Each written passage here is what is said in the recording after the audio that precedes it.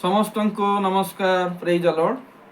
पुनर्बार आम सुजोग पाइचु वाक्य शिखा निमंते।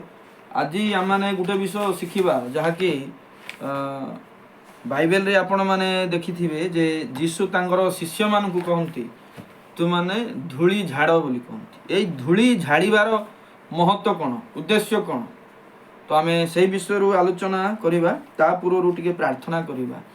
धन्यवाद प्रभु, समय देल जो समय आम तुम वाक्य को शिखबू बुझीबू आ जानिबा निमंते आम को साहाय्य कर। प्रार्थना जीशु नाम रे मागुचु, आमेन। जमिति आम आलोचना करुचु कि धूली झाड़ीबार विषय गोटे बाइबल रे पाऊ। आम माथ्यू पुस्तक 6 पर्व को देखा। माथ्यू 6 रो 11 पद जदि आम देखा,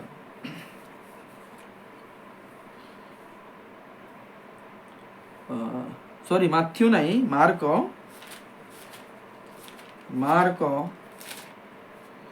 6:11। मात्र जेकोसी स्थान रे लोक माने तुमको ग्रहण करिवे नहीं बा तुमर कथा शुणिबे नहीं, से स्थान रु प्रस्थान करने समय रे सेमानंको निकट रे साक्ष्य देवा निमंते तुमको पाद धूली झाड़ी दियो। पाद धूली झाड़ी दियो लेखा अछि। आ गोटे पद पढ़िबा आमे माथ्यू 10:14। माथ्यू 10:14। पुणी जे कई तुमन ग्रहण करिबो नाही अबा तुमनकर कथा शुणिबो नाही, सेई गृहरु किंबा सेई नगररु बाहरिबा बेले तुमनकर पाद धूली झाड़ी दियो। पाद धूली झाड़ी दियो लेखा अछि। पुनर्बार आमे लूक 9:5। लूक 9 पर्व 5 पद।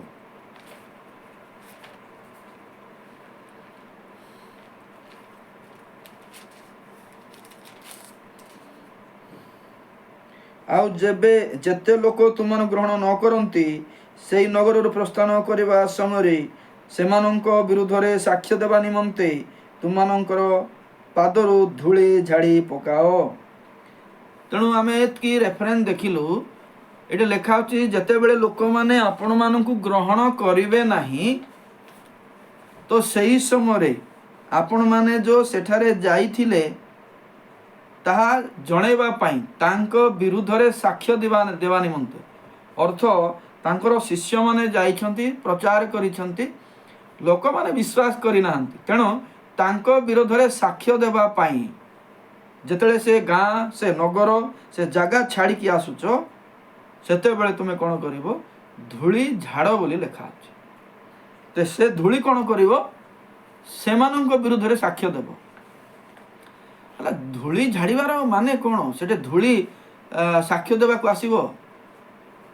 एटे लेखा अछि जे जेतेले से मन तुम ग्रहण करिवे नाही, से गाँ लोक से परिवार लोक तुमको जेतेले ग्रहण करिवे नाही, तुमे धूली झाड़ आउ सेमानंको विरुद्ध रे ताहा दिने साक्ष्य देबो लेखा अछि। तबे जेतेले पिता परमेश्वर विचार करिवे, प्रकाशित पुस्तक रे जहा अछि, विचार समय कोन धूली आसी कि कथा कहिबो, धूली आसी कि सेटे विचारित हेबो कि केबे नुहे, केमती धूली केमती कथा कहिबो। तेणु धूली झाड़ीबार उद्देश्य कौन, आम गोटे विषय देखा। यह साधारण परि लगुच धूली झाड़ीबा विषय कौन बोली, किंतु यार गोटे गभीर अर्थ अच्छी, गभीर रहस्य अच्छी। जमती कि आम जदि यार उद्देश्य जानिबा, जो उद्देश्य कौन जहाँ करने कह जाइथिबो ताहा सफल हेबार अर्थ बुझाए। जेमिति आमे कही थाउ जे मु एही काम रे हाथ धोइली, अर्थ काम करने को मुक्त होई गली, कारण मु सराइली। देखो तो आपण कौनसी काम जिते करती आपण ताहा अकम्प्लिश कले माने सराइले। तेणु आपण कहते कि मु ए काम रे हाथ धोइली, यही दायित्व रे मु मुक्त हेली, मु ए काम रु निवृत्त हेली। तेणु आपण कौनसी काम करूछंती, सरौछंती, शेष कले सही समय विषय को आम प्रकाश करुचे कि आमे हाथ धोइलु। हाथ धोइलु माने कौन, काम करूथिलु, काम सरला। तेणु ସେମିତି ଆକା ସୁସମାଚାର ମଧ୍ୟ ଯେତେବେଳେ ଆମେ ପ୍ରଚାର କରୁଛୁ, ଆଉ ଜଣେ ଯାଇକି ଆଉ ଜଣକୁ ଆମେ ପ୍ରଚାର କରୁଛୁ, ଯେଉଁମାନେ ଗ୍ରହଣ କରୁଛନ୍ତି କରୁନାହାନ୍ତି ସେଥିରେ ସମସ୍ୟା ନାହିଁ, କିନ୍ତୁ ପ୍ରଚାର ଆଗକୁ ଯିବାର ଅଛି, ଗୋଟେ ଜାଗାରେ ଅଟକିବାର ନାହିଁ। ଯଦି ଜଣେ ପ୍ରଚାର କରୁଛି ଗୋଟେ ଜାଗାରେ ରହିବାର ନାହିଁ, ତାର କାମ ସରିଲେ ସେ ଆଗକୁ ଆଗକୁ ଯିବାର ଅଛି। ତେଣୁ ଯେଉଁ ଜାଗାରେ ସେ ପ୍ରଚାର କରି ଆଗକୁ ଯାଉଛି ସେମାନେ ଗ୍ରହଣ କରୁନାହାନ୍ତି, ତାର ସାକ୍ଷ୍ୟ ଆମେ ଯେଉଁ କହୁଛୁ, ସେ କ'ଣ ଧୂଳି ଝାଡ଼ିଲା ମାନେ କ'ଣ, ସେ କାମ ସମ୍ପୂର୍ଣ୍ଣ କଲା। ବୁଝିପାରିଲେ? ଧୂଳି ଝାଡ଼ିଲାର ଅର୍ଥ କ'ଣ? କ୍ଲୋଜ୍। ସେ ଗାଁରେ ସେ ଲୋକକୁ କହିବାଟା ହେଉଛି ଫିନିଶ୍। ସେଇଟା ହେଉଛି ଧୂଳି ଝାଡ଼ିବାଟା। କିନ୍ତୁ ଧୂଳି ଯେ ଦିନେ ଶେଷ ଦିନରେ ଆସିବ, ପ୍ରଭୁଙ୍କ ସାମନାରେ ଛିଡ଼ା ହେବ, ଆଉ ସେ କଥା କହିବ, ସେମିତି ନାହିଁ। ଧୂଳି ଝାଡ଼ିବାର ଅର୍ଥ ସେଠି ଲେଖା ଅଛି, ଶେଷ ଦିନରେ ଏହା ପ୍ରକାଶ କରିବ। କ'ଣ ପ୍ରକାଶ କରିବ? ଯେ ସେମାନେ ଯେଉଁ ବାକ୍ୟକୁ ପ୍ରତିଜ୍ଞାନ କଲେ, ବାକ୍ୟକୁ ବିରୋଧ କଲେ, ଗ୍ରହଣ କଲେ ନାହିଁ, ସୋଦମ ଆଉ ଗମୋରା ଠାରୁ ସେମାନଙ୍କର ଦଶା ଭୟଙ୍କର ହେବ। ଅର୍ଥ ସେମାନେ କଷ୍ଟ ପାଇବେ, ସମସ୍ୟାରେ ପଡ଼ିବେ, ନରକରେ ପଡ଼ିବେ। ତେଣୁ ଧୂଳି ଝାଡ଼ିବାର ଅର୍ଥ ବା ସର୍ତ୍ତ ଆମକୁ ଜଣାଏ ଯେ ତମେ ନିର୍ଦ୍ଦିଷ୍ଟ ଭାବରେ କାମ କରିଛ, ତୁମେ ସରେଇଛ, ଆଉ ତୁମେ ବିଚାରକୁ ଯିବ, ତମେ ନିର୍ଦ୍ଦୋଷ ଅଟ। ଧୂଳି ଝାଡ଼ିକି ସେମାନେ ଯେଉଁ ଯାଇଛନ୍ତି ତାଙ୍କର କାମକୁ ସେମାନେ ସଫଳ କରିଛନ୍ତି। ତେଣୁ ଆଉ ଗୋଟେ ବାକ୍ୟ ଆମେ ପଢ଼ିବା, ଯାହାକି ଜଣେ ବାକ୍ୟ ଯେତେବେଳେ ପ୍ରଚାର କରୁଛି ଗୋଟେ ଜାଗାରେ ସେ ସୀମିତ ହୋଇକି ରହିବା ଆବଶ୍ୟକ ନାହିଁ।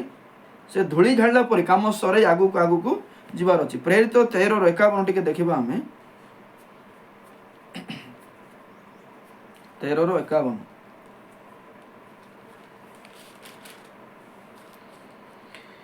ସେଥିରେ ସେମାନେ ଆପଣା ଆପଣା ପାଦର ଧୂଳି ସେମାନଙ୍କ ବିରୁଦ୍ଧରେ ଝାଡ଼ି ଦେଇ ଇକୋନିୟକୁ ଗଲେ, ଆଉ ଶିଷ୍ୟମାନେ ଆନନ୍ଦରେ ଓ ପବିତ୍ର ଆତ୍ମାରେ ପୂର୍ଣ୍ଣ ହେବାକୁ ଲାଗିଲେ। ଯେତେବେଳେ ମାନେ ସୁସମାଚାର ପ୍ରଚାର କରୁଥିଲେ, ସାଇପ୍ରସରେ ସେବା କାର୍ଯ୍ୟ ଆରମ୍ଭ କଲେ, ଯେତେବେଳେ ସେ ଅନେକ ଲୋକ ଗ୍ରହଣ କରୁଥିଲେ, ଅନେକ ଲୋକ ଗ୍ରହଣ କଲେ ନାହିଁ। ଆଉ ବିଜାତିମାନଙ୍କ ନିକଟକୁ ଏବେ ସେ ଯିବାକୁ ଚାହୁଁଛନ୍ତି, ଯେହେତୁ ସ୍ୱଜାତିମାନେ ଗ୍ରହଣ କରୁନାହାନ୍ତି ସାଧୁ ପାଉଲଙ୍କୁ, ସ୍ୱଜାତିମାନେ ବିରୋଧ କରନ୍ତି। ତେଣୁ ଏବେ ସେ ବିଜାତିମାନଙ୍କ ନିକଟକୁ ଯିବାକୁ ଚାହାନ୍ତି। ଆଉ ଯେତେବେଳେ ସେ ବିଜାତିମାନଙ୍କ ନିକଟକୁ ଯାଉଛନ୍ତି, ସେ ସେମାନଙ୍କ ବିରୁଦ୍ଧରେ ଧୂଳି ଝାଡ଼ିଲେ ବୋଲି ଲେଖା ଅଛି। ଅର୍ଥ କ'ଣ? ସେ ଧୂଳି ଝାଡ଼ିବାର ଅର୍ଥ ଧୂଳି ଯେ ଆସିକି ସାକ୍ଷ୍ୟ ଦେବ ସେମିତି ନୁହେଁ, ସେ ତାଙ୍କର ସେବା କାର୍ଯ୍ୟ ସେ କମ୍ପ୍ଲିଟ୍ କଲେ, ସରେଇଲେ। ଅର୍ଥ ସେଇ ଜାଗା ପାଇଁ ସେମାନେ ନିଜେ ଦଣ୍ଡିତ, ନିଜେ ଅଭିଶାପକୁ ଗ୍ରହଣ କଲେ, ନିଜେ ବିଚାରକୁ ଗ୍ରହଣ କଲେ ସେମାନେ। ସେଥିପାଇଁ ଧୂଳି ଝଡ଼ାଗଲା ସେଠି। ତେଣୁ ଧୂଳି ଝାଡ଼ିବାର ଅର୍ଥ ଯିଏ ସେଠିକି ଯାଇଥିଲା ସେ କାର୍ଯ୍ୟରୁ ମୁକ୍ତ ଅଟେ, ସେଠୁ ସେ ବାହାରିଲା।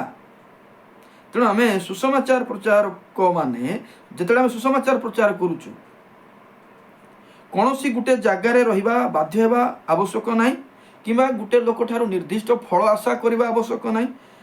ପବିତ୍ର ଆତ୍ମା ଆମକୁ ଶାରୀରିକ ମାନସିକ ଉଭୟ କ୍ଷେତ୍ରରେ କଢ଼ାଇ ନିଅନ୍ତି, ସେମାନଙ୍କୁ କଢ଼ାନ୍ତି, ତ ଆଗକୁ ବଢ଼ିବାର ଆବଶ୍ୟକ ଅଛି। ତେଣୁ ଧୂଳି ଝାଡ଼ିବାଟା ତିକ୍ତତା ନୁହେଁ, ମାତ୍ର ବାଧ୍ୟତା, ଭରସା ଯୋଗ୍ୟ। ଏବେ ଧୂଳି ଝାଡ଼ିଲି ମାନେ କ'ଣ? ଦୁଃଖ ଲାଗିଲା, ରାଗ ଲାଗିଲା, ସେମିତି ନାହିଁ। ଧୂଳି ଝାଡ଼ିବାର ଅର୍ଥ ହେଉଛି ଯେ ମୁଁ ସେଟା କରିବା ପାଇଁ ବାଧ୍ୟ। ଅର୍ଥ କ'ଣ?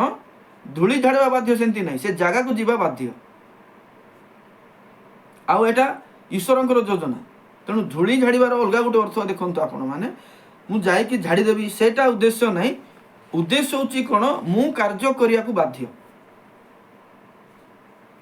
ତେଣୁ ଏଇଟା ଈଶ୍ୱରଙ୍କର ବାଧ୍ୟତାକୁ ବୁଝାଉଛି ଏବଂ ଏଇଟା ଭରସା ଯୋଗ୍ୟ। ଭରସା ଯୋଗ୍ୟ ମାନେ କ'ଣ? ମୁଁ ଯାଇକି ପ୍ରଚାର କଲି, ଈଶ୍ୱର ହିଁ ମୋତେ ପଠାଇଥିଲେ, ମାନେ ଗ୍ରହଣ କରୁନାହାନ୍ତି, ଏଇଟା ନିଶ୍ଚିତ। ମୁଁ ଭୁଲ ବାକ୍ୟରେ ନାହିଁ, କିନ୍ତୁ ଲୋକମାନେ ଭୁଲରେ ଅଛନ୍ତି, ସେମାନେ ଗ୍ରହଣ କରିପାରୁନାହାନ୍ତି। ତେଣୁ ମୁଁ ସିଓର, ମୁଁ ଯାହା କରୁଛି ମୁଁ ଠିକ୍ ଅଛି, ଲୋକମାନେ ଦୁର୍ବଳ। ଆଜି ଅନେକ ସମୟରେ ଯେତେବେଳେ ବାକ୍ୟ ପ୍ରଚାର ହୁଏ, ଲୋକମାନେ ହଜାର ହଜାର ଲୋକମାନେ ବେଶୀ ଦୁର୍ବଳ, ମନ ଇଚ୍ଛା ବଞ୍ଚନ୍ତି, ଆଉ ଅଭିଳାଷ ଅନୁସାରେ ବଞ୍ଚନ୍ତି। ସେତେବେଳେ କ'ଣ ଲାଗେ? ବେଳେବେଳେ ବାକ୍ୟ କ'ଣ ସତ ନା ନାହିଁ, ବାକ୍ୟ ପ୍ରକୃତରେ ଠିକ୍ ନା ନାହିଁ, ସତ୍ୟ ଈଶ୍ୱରଙ୍କୁ ଜାଣିଛି ନା ନାହିଁ, ନା ଖାଲିରେ ପ୍ରଚାର କରୁଛି, ଏମିତି ସନ୍ଦେହ ଆସିବ କି ନାହିଁ? କାହିଁକି ହଜାର ହଜାର ଲୋକ ଗ୍ରହଣ କରୁନାହାନ୍ତି ଆପଣଙ୍କୁ, ଆପଣ ଜଣେ କେତେ ନିଶ୍ଚିତ ହେବେ? ତ ଏଇ ପଏଣ୍ଟରେ ସେଥିପାଇଁ କୁହାଯାଏ ଯେ ଆପଣ ନିଶ୍ଚିତ ରୁହନ୍ତୁ ଆପଣଙ୍କର ବାକ୍ୟରେ। ତେଣୁ ଧୂଳି ଜାଳିବାର ଅର୍ଥ ହେଉଛି ଆପଣ ନିଜେ ନିଶ୍ଚିତ ଅଛନ୍ତି ବାକ୍ୟ ଠିକ୍, କିନ୍ତୁ ଲୋକମାନେ ଗ୍ରହଣ କରୁନାହାନ୍ତି, ତାଙ୍କର ସାକ୍ଷ୍ୟ ପାଇଁ ଆପଣ ଧୂଳି ଝାଡ଼ିଲେ ମାନେ କ'ଣ? ବୁଟ୍ ପିନ୍ଧିଲେ କେମିତି ଧୂଳି ଝାଡ଼ିବେ?